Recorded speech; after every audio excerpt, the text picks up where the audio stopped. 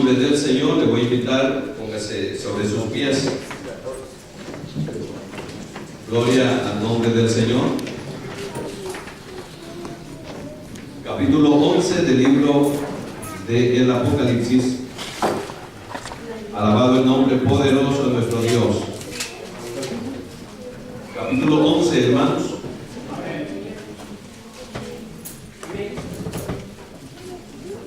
Verso 7.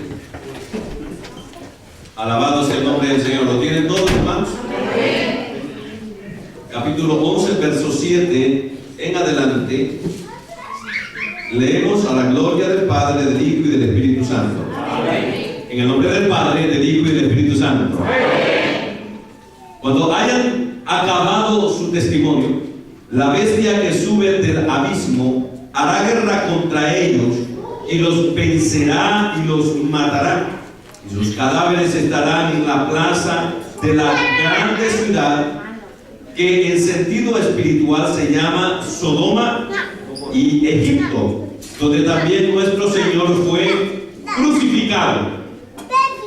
De los pueblos, tribus, lenguas y naciones verán sus cadáveres por 3 días y medio, y no permitirán que sean sepultados.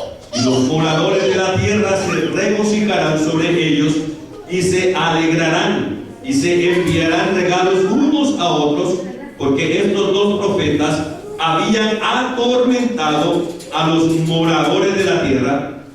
Pero después de 3 días y medio entró en ellos espíritu de vida enviado por Dios, y se levantaron sobre sus pies, y cayó gran temor sobre los que los vieron, y oyeron una gran voz del cielo que decía: subid acá. Y subieron al cielo en una nube, y sus enemigos los vieron. Alabado el nombre poderoso de nuestro Dios. Padre, te damos gracias y te adoramos en esta noche, Señor, porque tu palabra es viva, es eficaz, es poderosa, Dios mío.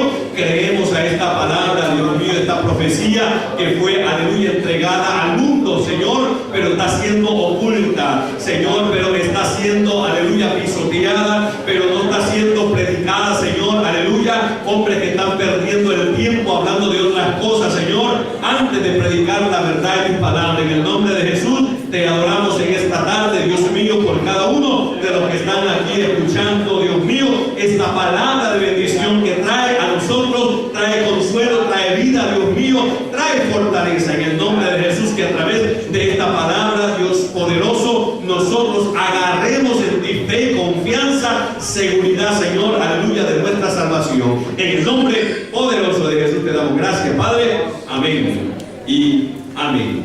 Bendito el nombre poderoso de nuestro Dios.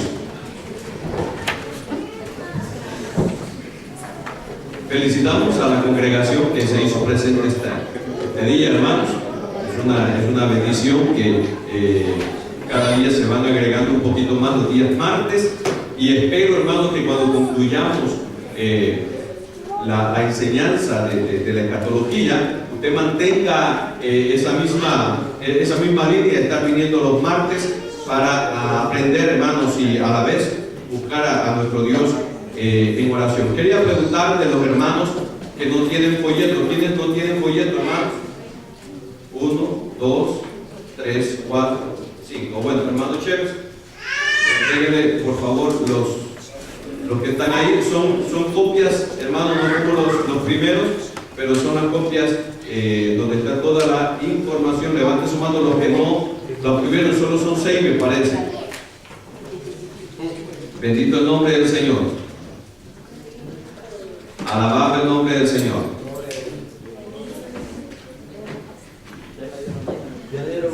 Glorioso Dios.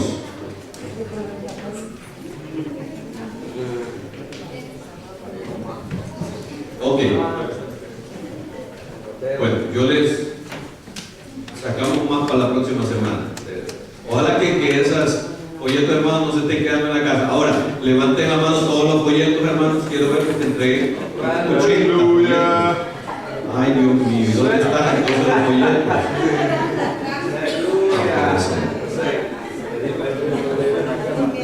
Estoy seguro que si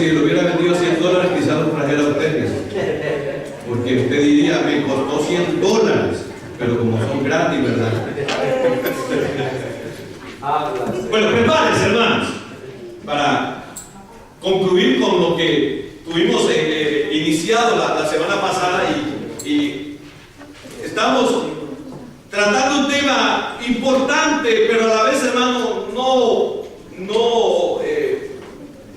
decir que tiene que conocerse realmente quiénes son, sino que cualquiera de los dos testigos que sean, hermanos, lo importante es que ellos van a desarrollar un trabajo evangelístico sobre la tierra. Leía esta palabra del ministerio de ellos. Dijimos que el ministerio de los dos testigos va a iniciar exactamente cuando la iglesia sea raptada. Ahí iniciará, hermanos, los 3 años y medio de paz. Luego habrá un periodo de persecución y luego vendrán los restantes 3 años y medio de paz. Pero ellos van a estar ministrando durante 3 años y medio de paz. Alabado sea el nombre del Señor. Pero cuando rompa el pacto, el anticristo, con los judíos y con el mundo, hermano, entonces le harán guerra a estos dos testigos. Estos dos testigos, dice la Biblia, que tienen poder y tienen autoridad. O sea, que hablan, y cuando hablan, cada palabra que ellos dicen no cae en tierra, sino que se cumple de tal manera, hermanos, que dice la Biblia, que tenían poder para hacer caer del cielo fuego y que consumiera a cualquiera que se rebelara contra ellos. Bendito sea el nombre. Era como en la época, hermanos, de la iglesia primitiva, que dice la Biblia, hermanos, que hubieron 2 personajes que quisieron engañar a Pedro, pero no estaban engañando a Pedro, sino que estaban engañando al Espíritu Santo. Y estaba hablando de Ananías y Zafira. En ese tiempo, hermano, dice la Biblia que estos quisieron engañar, y Pedro le dijo: no me has engañado a mí, no has engañado a ninguno de los apóstoles, has querido engañar al Espíritu Santo. Y dice que inmediatamente ahí cayeron fulminados. Quizás cayó un rayo, hermano, y los consumió a estos 2 hombres por mentirosos, aleluya, y por no ser leales y fieles con Dios. Alábale si puedes. Estos 2 hombres, personajes, van a tener el poder para, dice la Biblia, para convertir el agua en sangre, para hacer caer fuego del cielo. Y cada palabra que ellos dicen van a tener autoridad. Ahora, yo les decía que hay una cierta pequeña controversia de saber quiénes son estos 2 testigos, y siempre se ha adjudicado, hermano, que puede ser Elías y Moisés, o puede ser Elías y Enoc, o puede ser Moisés y Enoc. Cualquiera de estos 3 va a ser. Y decíamos el martes pasado, para hacer un recuento, que en el caso de Moisés murió, en el caso de Elías no murió, en el caso de Enoc tampoco murió, y algunos dicen, como dice el libro de Hebreo, que es necesario morir una vez y después el juicio. Entonces, para poder, hermanos, venir a morir aquí en la tierra, Enoc y Elías no han muerto. O sea que ellos sería la primera vez que van a conocer la muerte. Ahora, para que podamos ir concluyendo esta parte, para saber quiénes son, según la Escritura, los que posiblemente sean los 2 testigos. Hay personas que dicen, no, tiene que ser Enoc, porque Enoc no conocía la muerte, porque Enoc era un hombre que caminó con Dios, era un hombre que Dios le amaba, y tanto era el amor que tenía Dios por Enoc, que dice la Biblia que se lo llevó. Y Enoc a la vez vio cuando Cristo venía con sus santas millares de ángeles a la tierra a proclamar juicio. Entonces Enoc vio el futuro, pero en el caso de Elías y en el caso de Moisés no vieron, hermanos, ellos el futuro. Entonces hay una controversia, porque se considera a Enoc como uno de los que debe de venir a la tierra como uno de los testigos. Ahora, sé que dentro de la congregación, hermanos, si yo me pongo a preguntar, hermano, ¿quién cree usted que es? Más de alguno me va a decir que es Elías y Enoc. Al otro me van a decir que es Moisés y Elías. Entonces, tenemos que llegar a una propuesta. No necesariamente tiene que ser la palabra concreta, pero podemos llegar a algo. Ahora, para ello, concluyamos esta parte que dice, hermanos, que ellos al terminar su ministerio, o sea, los 3 años y medio de paz, ellos van a ser asediados por el mismo diablo, porque dice la Biblia que del abismo, según lo que dice el verso 7, dice: cuando hayan acabado su testimonio, la bestia, o sea, aquí se está refiriendo directamente al diablo, que dice que sube del abismo, hará guerra contra ellos y los vencerá y los matará. O sea que el mismo diablo se presentará y le hará la guerra y los vencerá. Dice, hermanos, que caerán fulminados estos 2 testigos y estarán en la plaza, y le da un nombre, le dice Sodoma. ¿Y cuál otro nombre, hermanos? Egipto. Dice que va a caer en la plaza de Sodoma y de Egipto. Pero si nosotros nos vamos a Egipto, eso está en África. Y cuando hablamos de Sodoma, ¿dónde está Sodoma, hermano? ¿Dónde está Sodoma, hermano? ¿Dónde está Sodoma, hermano? Geografía bíblica. Geografía bíblica. Está en el Asia Menor, cerquita de Jerusalén, hermano. Algunos consideran que está en el Mar Muerto. Entonces, se consideraba a Sodoma, según la multitud de pecados que había en esa ciudad, como una de las ciudades más pecadoras de la tierra de aquel entonces. Ahora, hermanos, hay varias.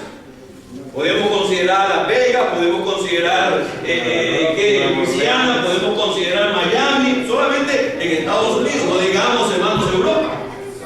Pero de las ciudades que en aquel entonces se proclamaba el pecador más grande, hermanos, era Sodoma, y en ese caso estaba cerca de Jerusalén. Pero Egipto, hermanos, estaba completamente distante, estaba en Egipto, estaba en África, pero básicamente se está refiriendo al nivel de pecado que esto producía.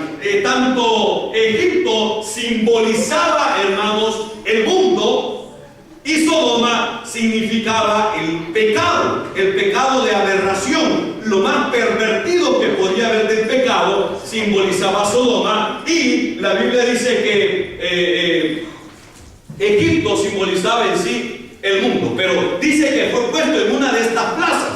Sin embargo, cuando nos vamos a la Biblia, vamos a entender que se está refiriendo en forma figurada, ya que el pecado ya no está en Sodoma, o sea, en el Asia, en ese lugar del Asia donde se cayó fuego del cielo y consumió esa ciudad, ni tampoco Egipto, sino que la Biblia dice que está en un lugar, hermanos, que se puede considerar como la nueva Sodoma, como la nueva Egipto.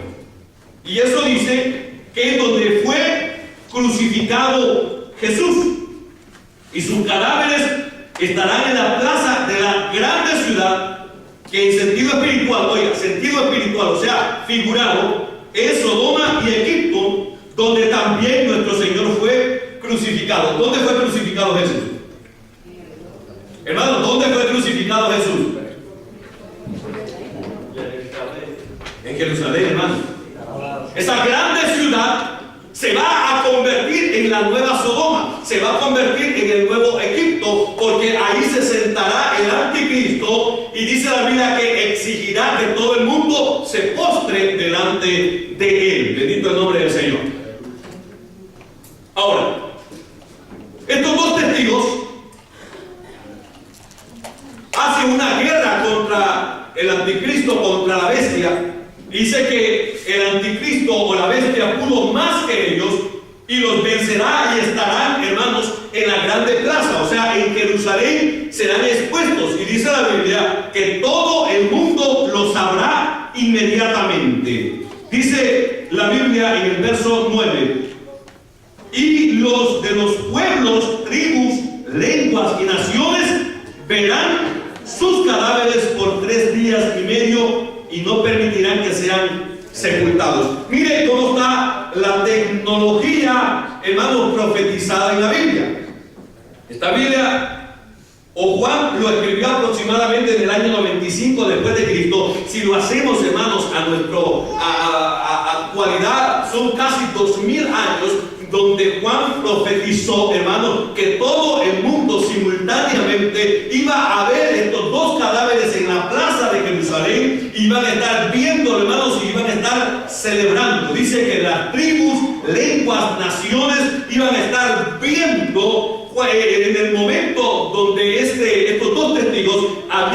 muertos y habían sido expuestos, hermanos, en la plaza. Y dice que no levantan sus cadáveres para testimonio de todo el mundo. Cuando hay un accidente, cuando hay algún muerto, inmediatamente lo recogen, hermano, y lo llevan a la morgue o al forense. Y sin embargo, dice la Biblia que estos dos, nadie se atreve a tocarlos, sino que los ponen como ejemplo que les sucederá a todos aquellos que no se sometan al anticristo. Bendito el nombre poderoso del Señor. ¿Me está entendiendo lo que estamos hablando, hermano? Amén. Si voy muy rápido, usted me diga, explíquemelo nuevamente y yo haré lo posible de regresar. Alaba las imprensas. Y los moradores de la tierra se regocijarán sobre ellos y se alegrarán y se enviarán regalos unos a otros, porque estos dos profetas habían atormentado a los moradores de la tierra. Pero después de los 3 días y medio entró en ellos espíritu de vida enviado por Dios, y se levantaron sobre sus pies y cayó gran temor sobre los que lo vieron. ¿Quiénes lo vieron, hermano? Todos los moradores de la tierra vieron cuando estos dos cayeron fulminados por el poder de la bestia. Y estuvo en la plaza 3 días y medio, pero los 3 días y medio regresa el espíritu sobre ellos, se levantan, pero ya su testimonio, pero ya su trabajo ha concluido. Después que ellos son resucitados y todo el mundo se da cuenta de que ellos han resucitado, hermanos, dice que cae temor sobre ellos. Sin embargo, ya el trabajo de ellos ha terminado. Ya no van a predicar más, sino que dice la Biblia, hermanos, así como Elías, que fue arrebatado. ¿Con qué, hermanos? ¿Qué fue lo que arrebató a Elías? Un carro de fuego, hermano. Caballo de fuego, se subió, montó en un caballo, hermano. Una carreta, hermano. Cuando aprendemos a escudriñar la Biblia, vemos de que la carreta con los caballos, dice que era una carreta con caballos de fuego que se interpuso entre Eliseo y Elías, los separó, pero cuando ese carruaje pasó, un torbellino, dice que arrebató a Elías y se lo llevó al cielo. Y todos pensaban y decían, ¿dónde cayó Elías? Porque lo tomó y ese pobre Elías empezó a dar vueltas en ese torbellino, hermano. Y todos pensaban, ¿dónde ha caído el cuerpo de Elías? Si usted lee la Biblia, dice que durante 40 días anduvieron buscando el cuerpo de Elías en el desierto y no lo encontraron. Porque el cuerpo había sido tomado por Dios. Bendito sea el nombre del Señor. Entonces la Biblia dice, hermanos, que estos dos cuerpos van a ser levantados, y después de ser levantados, hermanos, se irán en una nube. Verso 12, y oyeron una gran voz del cielo que decía, subid acá. Y subieron en una nube y sus enemigos lo vieron. Bendito el nombre de Dios. Bueno, concluyamos. Entremos al punto porque quiero pasar al capítulo 12. Aleluya. ¿Quiénes son estos dos testigos? Elías o Moisés. Moisés o Elías. Enoc o Moisés. Tanto. Veamos algo para recapitular las características que tenían cada uno de ellos. Moisés, aunque murió, tenía poder para convertir el agua en sangre y para poder declarar juicio sobre una nación y que cayera, hermanos, todo tipo de plagas. Elías no murió, fue llevado en un torbellino, pero tenía también el poder para hacer caer del cielo fuego y para hacer, hermanos, que no lloviera durante 3 años y medio. Durante el tiempo de su palabra, dice la Biblia que no cayó ni una gota de agua sobre Jerusalén. Alabado el nombre del Señor. En el caso de Enoc, volvamos nuevamente, sí, él vio, hermanos, el futuro, él vio a Jesucristo venir en el rapto de la iglesia.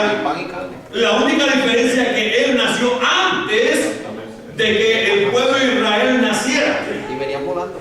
Recuérdense que Enoc es anterior a Jacob. Y de Jacob salieron las 12 tribus de Israel. Entonces, ¿qué sobresaliente pudo haber hecho, hermanos, Enoc. ¿Y de qué manera se puede reconocer a Enoc? ¿De qué manera un judío puede decir, este es Enoc? En el caso de Elías, como saben que él es el profeta de fuego, al ver que ese profeta está encaminando un juicio y está cayendo fuego, ellos dicen, ese es Elías. A Elías lo reconocían, hermano, cuando él daba una profecía, una palabra, decía, esto no es otro que Elías. Al igual que Moisés. Moisés tenía toda la autoridad porque él básicamente es uno de los padres, hermanos, de la religión judía, ya que él estableció, hermanos, el Pentateuco, y los judíos escuchan la voz de Moisés. Si ustedes miran, la Biblia dice que a Jesús le dijeron, a Abraham conocemos, nuestros padres estuvieron acá, a Moisés conocemos, pero ¿tú quién eres? Entonces a Jesús no lo conocían, a Jesús lo desconocían. Ahora, ¿qué podemos decir acerca de Enoc? ¿Será que los judíos pueden reconocer a Enoc? Y si lo reconocen, ¿de qué manera lo van a reconocer? ¿Usted se imagina, hermano? Sin embargo, dice la Biblia que los judíos sí conocían a Moisés y sí conocían a Elías. Muestra de ellos lo quiero llevar a Mateo capítulo 17. Mateo capítulo 17. Alabado sea el nombre del Señor. Capítulo 17. Verso 2 dice, y se transfiguró delante de ellos, o sea, refiriéndose a Jesús, y resplandeció su rostro como el sol, y sus vestidos se hicieron blancos como la luz. Oiga, y aquí les aparecieron Moisés y Elías, hablando ¿con quién? Con Jesús. Entonces Pedro, judío, reconoció quiénes eran ellos. Pedro dijo a Jesús, Señor, bueno es para nosotros que estamos aquí, si quieres que hagamos aquí 3 enramadas, una para ti, otra para Moisés y otra para Elías. O sea que Pedro sí reconoció a Elías, Pedro sí reconoció, hermanos, a Moisés. Pero ¿qué hubiera pasado si se hubiera aparecido Enoc? Pedro hubiera dicho, ¿y este quién es? Vive Dios, aleluya. No sé si me está entendiendo lo que le estoy diciendo, hermano. Pedro reconoció a Moisés, Pedro reconoció a Elías, pero como no entró Enoc ahí, no había forma de conocerlo. Entonces, hermano, cuando hablamos de los patriarcas que los judíos reconocen, ellos toman como padre, hermano, como patriarca a Moisés, y reconocen también a Elías como un profeta de Dios. Entonces, podríamos dar una teoría cercana, vamos a decir, que los dos testigos tienen que ser Elías y Moisés. Una, porque en el Nuevo Testamento vemos que el cuerpo de Moisés se transfiguró, o sea que estando en el espacio, hermanos, el Espíritu tomó el cuerpo de Moisés y le apareció a Jesús transfigurado. Transfigurado significa, hermanos, un cuerpo glorificado. Y ese cuerpo lo reconoció Pedro. Y también el cuerpo de Elías lo reconoció Pedro. ¿A dónde se fue el cuerpo de Elías? Hacia arriba. ¿A dónde se fue el cuerpo de Moisés? Hacia arriba. ¿Dónde está el cuerpo de Enoc? En la tierra. Tampoco, ahí sí no se sabe. Lo que sí se sabe es que la Biblia dice que Enoc caminó con Dios ¿cuántos años, hermano? 300.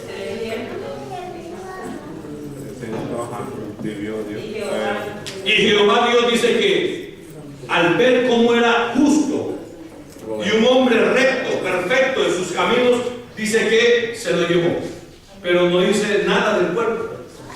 Sin embargo, aquí en el caso de Jesús, cuando él fue transfigurado, dice que le apareció Elías y Moisés. ¿Para qué? ¿Para qué aparecieron estos dos hombres? ¿Simplemente por aparecer, o aquí traían un trabajo específico? ¿Okay? ¿Para qué llegó Elías y Moisés? En el momento donde estaba Jesús, hermanos, en esa agonía, para fortalecer a Jesús, para traer una palabra a Jesús. por la cosa que iba a pasar más adelante, que era el sacrificio, la crucifixión. Entonces, concluyendo, no estoy dando una certeza que eso es así, pero Pedro reconoció a Elías y reconoció a Moisés. ¿Cómo lo reconoció? Por su vestimenta. ¿Cómo lo reconoció? Algo tuvo que haber tenido distinto entre Elías y Moisés para que Pedro lo haya reconocido. No creo que Jesús le haya dicho, mira, ahí está Moisés y Elías. No, la Biblia dice que Pedro se acercó a Jesús y le dijo, hagamos una enramada para Elías y para Moisés. Alabado sea el nombre del Señor. Entonces, podemos tomar una teoría, hermanos, que los dos testigos que van a venir a predicar a la tierra van a ser Moisés y Elías. Alabado el nombre del Señor. Solo para dar una pequeña, hermanos, un tips. Hay algunas personas que me han preguntado, pastor, ¿y qué pasó con el arca del pacto? El arca del pacto desapareció. ¿Cuándo desapareció? Cuando Babilonia invadió Jerusalén. Dice la Biblia, hermanos, que arrasó con el templo, destruyó el templo, se llevó todo lo que había en el templo. Eso es lo único que se sabe, pero no se sabe si los babilónicos se llevaron el arca del pacto. Los etíopes dicen que ellos la tienen resguardada, hermano, pero el arca del pacto nunca más se supo de ella. Y la Biblia en el libro del Apocalipsis dice que vuelve a aparecer el arca del pacto. Bendito sea el nombre poderoso del Señor. Capítulo 11 de Apocalipsis, hermanos. Capítulo 11.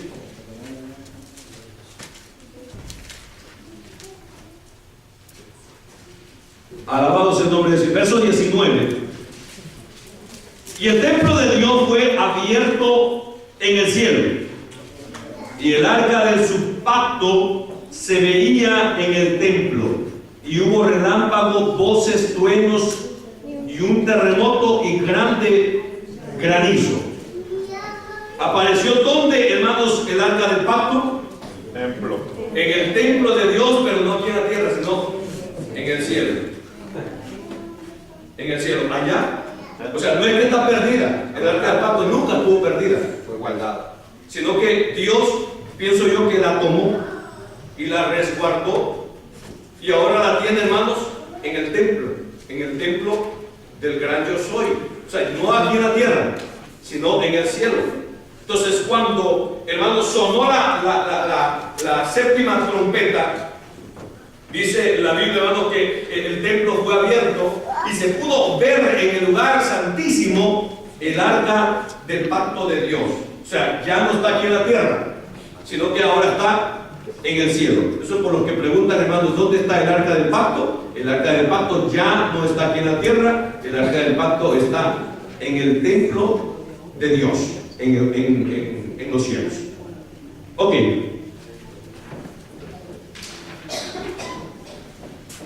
Lo de Mateo, hermanos, no está escrito en el folleto.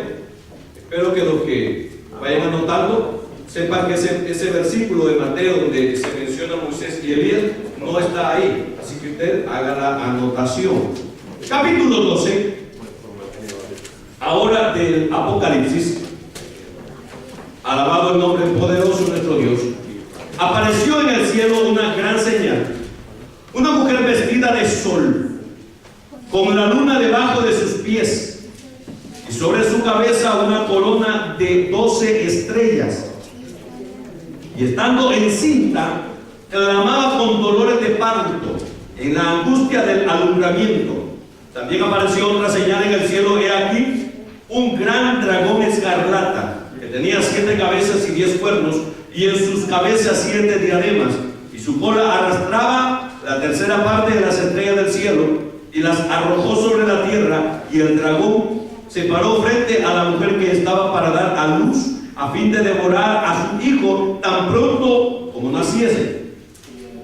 Y ella dio a luz un hijo varón, que regirá con vara de hierro a todas las naciones, y su hijo fue arrebatado para Dios y para su trono. Y la mujer huyó al desierto, donde tiene el lugar preparado por Dios, para que ahí la sustente por 1260 días.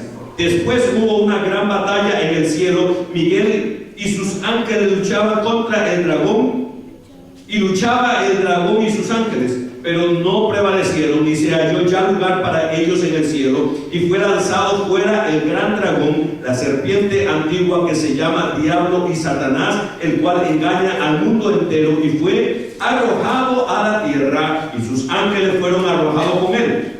Entonces oí una gran voz en el cielo que decía: ahora ha venido la salvación, el poder, el reino de nuestro Dios y la autoridad de su Cristo, porque ha sido lanzado fuera el acusador de nuestros hermanos, los que los acusaban delante de nuestro Dios día y noche, y ellos le han vencido por medio de la sangre del Cordero y de la palabra del testimonio de ellos, y menospreciaron sus vidas hasta la muerte, por lo cual alegraos cielos y los que moráis en ellos. Ay de los moradores de la tierra y del mar, porque el diablo ha descendido a vosotros con gran ira, sabiendo que tiene poco tiempo. Y cuando vio el dragón que había sido arrojado a la tierra, persiguió a la mujer que había dado a luz al hijo, y se le dieron a la mujer 2 alas de la gran águila que volaba delante de la serpiente al desierto, a su lugar donde es sustentada por un tiempo y tiempos y la mitad de un tiempo. Y la serpiente arrojó sobre la boca tras la mujer agua como un río, para que fuese arrastrada por el río, pero la tierra ayudó a la mujer, pues la tierra abrió su boca y tragó el río que el dragón había echado de su boca. Entonces el dragón se llenó de ira contra la mujer y se fue a hacer guerra contra el resto de la descendencia de ella, los que guardan los mandamientos de Dios y tienen el testimonio de Jesucristo. Alabado el nombre poderoso del Señor. Capítulo 12 habla, hermanos, de 3 personajes. Habla de la mujer, habla del dragón escarlata y habla también del hijo. Esta es una porción bíblica que ha sido hasta cierto punto tergiversada, mal interpretada, principalmente por la Iglesia Católica.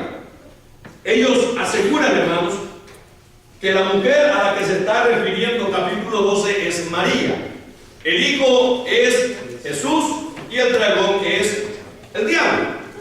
Para nosotros los cristianos, la mujer no es María, la mujer es Israel, el hijo sí es Jesús y por supuesto el dragón es el diablo. Pero veamos cuáles son las bases que ellos ponen.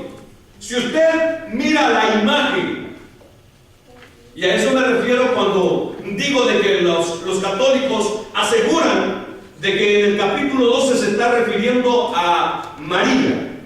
Si usted mira la Virgen de Guadalupe, ella está, hermanos, en una forma de humildad, pero abajo hay una pequeña luna sobre sus pies. Una pequeña luna. Y la Biblia dice que esta mujer tenía también una luna. Apareció en el cielo una gran señal, una mujer vestida de sol, con una luna bajo sus pies, una luna bajo sus pies. Si nos vamos a la imagen, hermanos, de la Virgen María, le ponen una luna debajo de sus pies, dando a entender que este capítulo se refiere a ella. Dice que esta mujer tenía 12 estrellas sobre su cabeza. ¿Usted se ha fijado cuántas estrellas tiene la Virgen María sobre su cabeza? ¿Verdad que nunca le he puesto atención? Y era buen católico, supuestamente. Ajá. Vive Dios. Alaba. También, hermanos, tiene 12 estrellas. A mí nunca me llevaron. Sin embargo, ellos le dan otro significado, vamos a decir, a esa palabra, a las estrellas. Pero, sin embargo, cuando entendemos, hermanos, que esas 12 estrellas representan las 12 tribus de Israel, o sea, los hebreos. Entonces veamos una explicación a esta mujer. Según Los católicos, la mujer es María y Jesús humano. En Apocalipsis capítulo 12, verso 6, dice que la mujer huyó al desierto. Esa es la respuesta que le vamos a dar a los primos católicos. Dice en el verso 6, si usted lo lee, la mujer huyó al desierto. María en un momento de su vida huyó también. Ahora, no huyó al desierto. Si usted lee Mateo capítulo 2, necesito que alguien me lo busque por favor rapidito, capítulo 2 de Mateo, verso 1. Ahí dice, hermano, hasta el verso 15, pero no vamos hasta el verso 15, sino hacia dónde huyó. Cuando Jesús nació en Belén de Judea, el día del rey Herodes, vinieron del oriente a Jerusalén unos magos, diciendo: ¿dónde está el rey de los judíos que ha nacido? Ok, hágame algún favor. Búsqueme exactamente en el momento donde esta mujer huye de Jerusalén, hacia dónde huyó. El primero que le encuentre, por favor, el clima bíblico. Aunque yo sé, y algunos ya saben hacia dónde huyó, pero para que quede, hermano, la evidencia hacia dónde fue que huyó. En el capítulo 12, verso 6, dice que esta mujer huyó al desierto. Pero en Mateo, capítulo 2, dice que llegó a otro lugar. Aquí dice en el verso 13: después que partieron ellos, he aquí un ángel del Señor apareció en sueños a José y le dijo: levántate y toma al niño y a su madre y huye a Egipto y permanece allá hasta que yo te diga, porque acontecerá que Herodes buscará al niño para matarlo.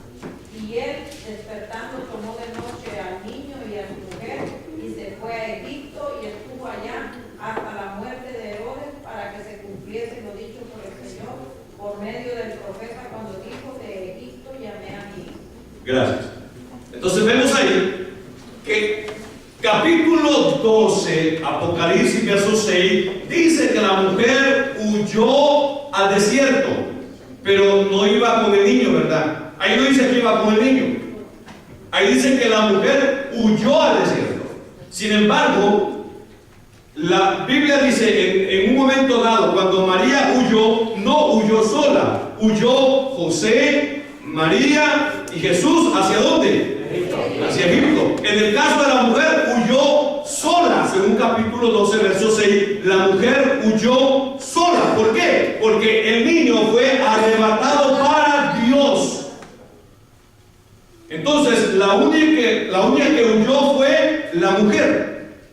Y no se está refiriendo, hermanos, a una persona específica, sino que se está refiriendo a una nación. Capítulo 12, verso 13 y verso 14.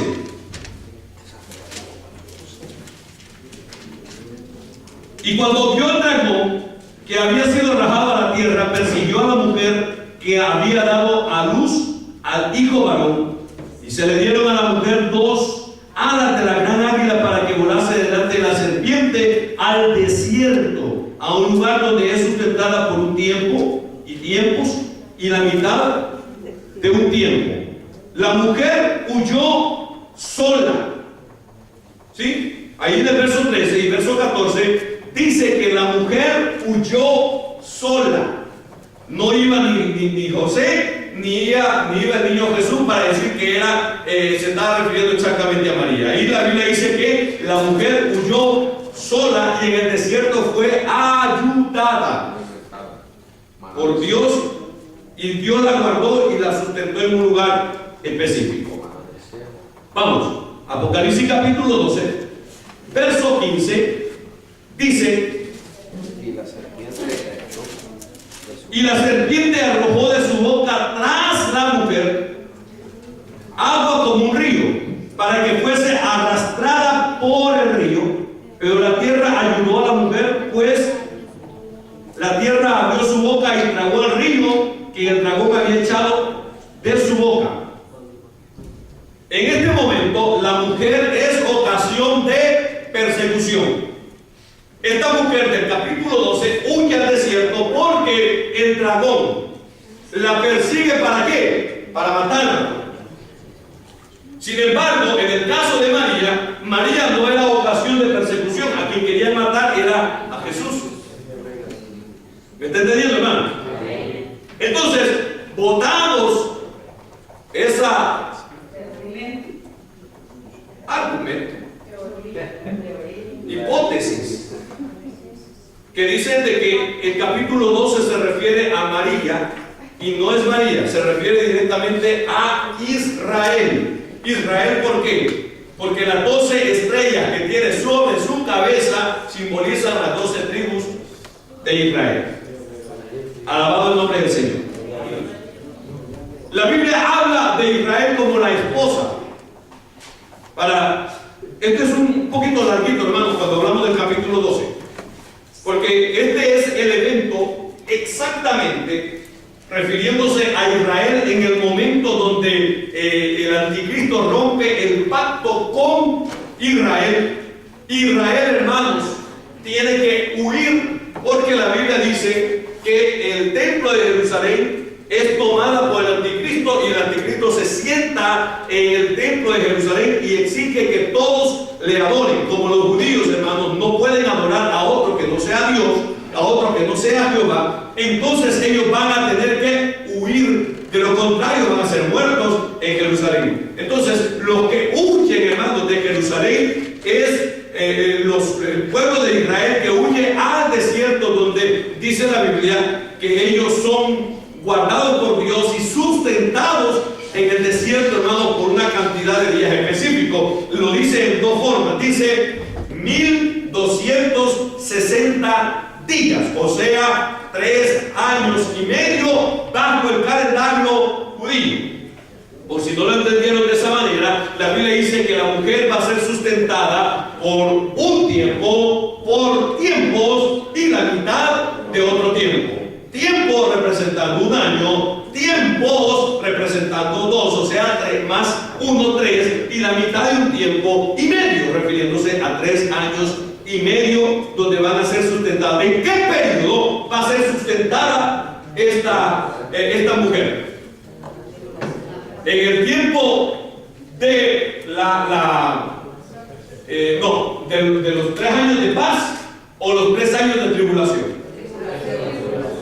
Tribulación, porque está hablando de 3 años y medio. O sea que en lo que aquí en la tierra, hermanos, está cayendo una catástrofe mundial, va a haber una parte en la tierra, hermanos, donde no va a suceder absolutamente nada, donde va a haber sol, donde va a haber agua, donde va a haber comida, donde va a haber tranquilidad, hermanos, porque Dios va a resguardar un pequeño espacio, hermanos, en la tierra para que Israel esté en ese lugar.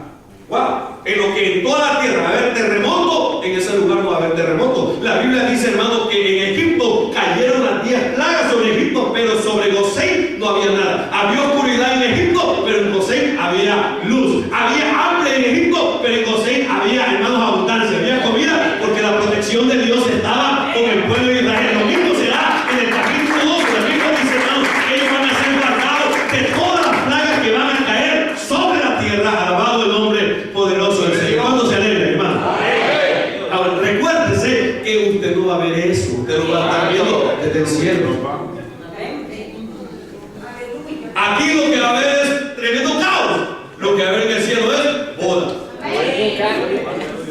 7 años y medio, perdón, 7 años donde va a haber tribulación, persecución y una paz ficticia, en lo que todo eso se mueve. Durante los 7 años en el cielo hay 7 años de boda.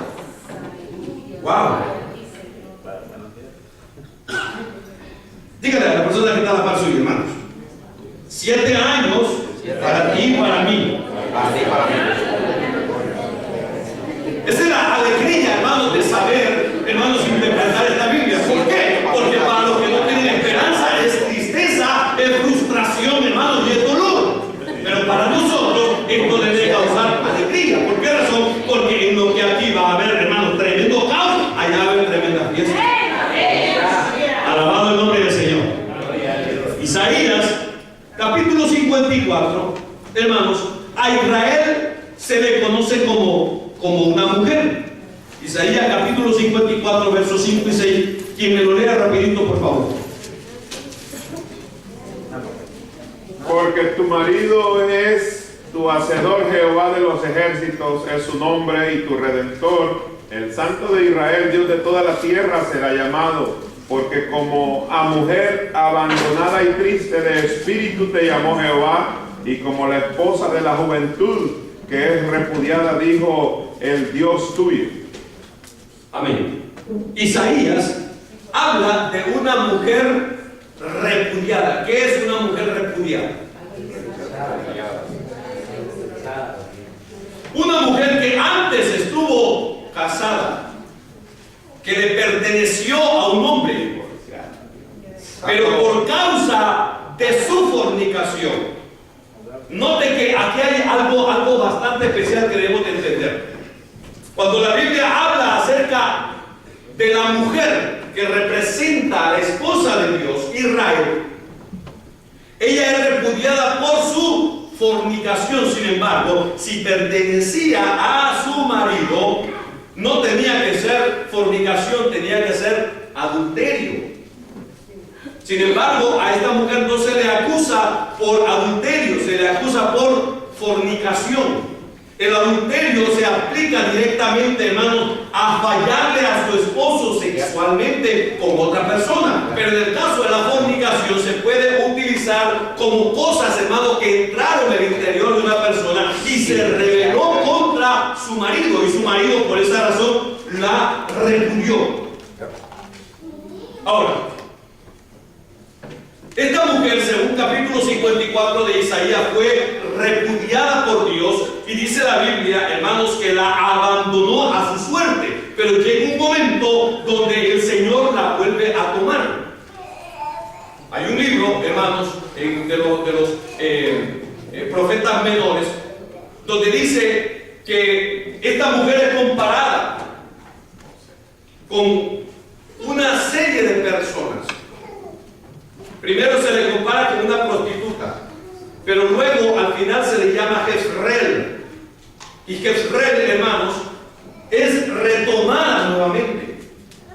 Después de que es repudiada, Jehová le da una orden al profeta y le dice: ve y tómala nuevamente para ti, dando a entender que aunque había sido repudiada, va a ser tomada nuevamente. Israel, hermanos, le puedo decir que tiene muchos años, muchos siglos que ha sido repudiada por Dios. ¿Cuándo fue repudiada? Repudiada desde el momento que ellas pidieron, o que la mujer pidió rey. Le decían a Samuel: queremos un rey que vaya delante de nosotros como todos los reinos de la tierra. Y Samuel trató la manera de decirles: no, tenemos un gobierno teocrático, no un gobierno democrático. Teocrático es cuando Dios es el que gobierna sobre la nación. Ellos dijeron: no, no queremos una teocracia, queremos una democracia donde haya un rey que lo gobierne. Entonces Samuel estaba porfiando con ellos, pero al final Jehová le dijo: dales rey, porque no te han rechazado a ti, me han rechazado a mí. Entonces, desde ese momento, Jehová los entregó en manos de hombres. Y los reyes, hermanos, que pasaron por el pueblo hebreo, la mayoría de ellos fue malo. De hecho, el último rey de Israel, el último rey de Judá, hermanos, también fue un hombre malo. La Biblia habla de Joacim o Joaquín, que fue un rey, hermano, malo. Y desde ahí, hermanos, el pueblo de Israel fue entregado a otro reino para que fuera esclavo. El pueblo de Israel ha sufrido, aparte de que Dios los repudió, aparte de que Dios los hizo a un lado, pero no siempre. La Biblia dice: llegará un momento donde Él los tomará nuevamente. Ahora, mientras eso se da, Israel en estos momentos es la esposa repudiada. En estos momentos, Israel, hermanos, no tiene, por decir así, un alivio, ya que desde que se rebeló contra Dios, Israel nunca ha tenido paz.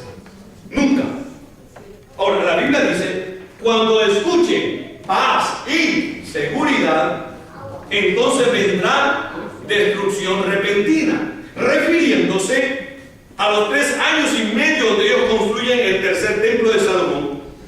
Y van a decir los judíos, por fin tenemos paz y una seguridad que nos está dando el anticristo. Cuando eso se dé, va a venir destrucción sobre ellos, porque ellos, hermanos, no van a tener paz.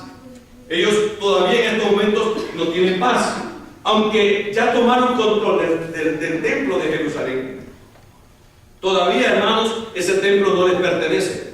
Pero algo escuché en esta semana donde la vicecanciller ¿cómo se llama? De los países europeos, de la Unión Europea, está pidiendo votación para que se entregue completamente Jerusalén a los judíos. Hermanos, si prestamos un poco de atención a eso, esa es una profecía, porque uno de los requisitos va a ser del pacto que va a hacer el anticristo con Israel, es que le va a entregar Jerusalén completamente. Sí, le va a entregar parte de la tierra, hermanos, a los cisjordanos, a los jordanos, le van a entregar, hermanos, parte de la tierra, pero Jerusalén se va a entregar a los judíos, aunque en estos momentos se pueda ver el panorama, hermanos, contrario, que le van a quitar en cualquier momento a los judíos, le van a quitar Jerusalén. Eso no va a ser así. Parte del pacto es entregarle esa pequeña porción, hermanos, donde está el templo, donde se va a construir el tercer templo de Salomón. Pero en estos momentos, Israel, hermanos, es la mujer repudiada